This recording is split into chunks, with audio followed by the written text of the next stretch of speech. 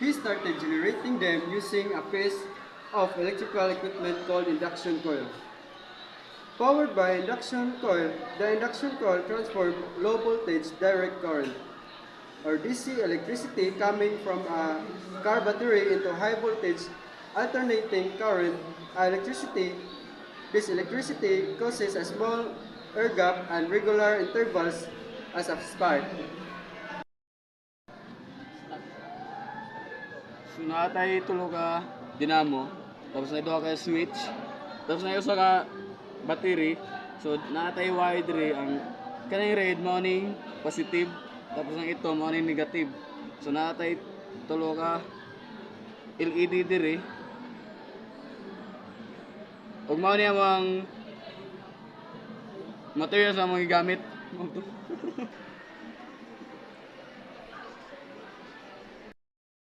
Dati diri tulo ka dinamo, kini mo niyang fan ug duha ka switch.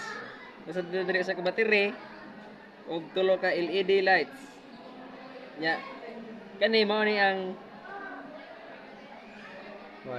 wire. Positive kani po ha. Nya kani black kay negative. Ang kani siya is battery. Nya duha ka switch nya na LED din dinamo.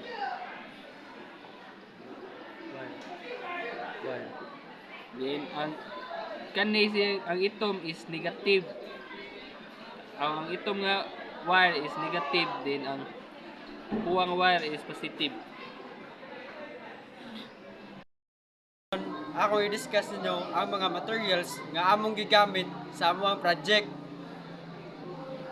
So, naatay tulo ka dinamo, mao ni ang dinamo 1, 2, and 3. Nya naatay battery and wire and GST dash HX XH and switch 2.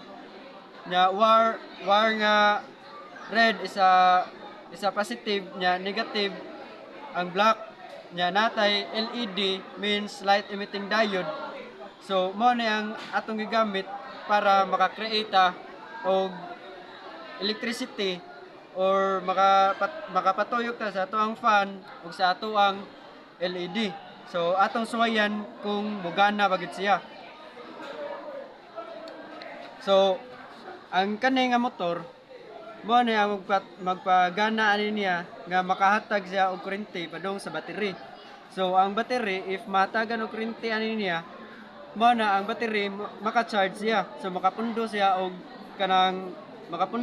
kuryente gamay. So atong suwayan og mugana pa jud. So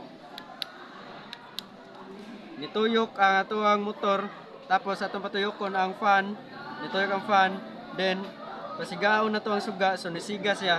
So ang ato ang project is nigana gyud ang tanan.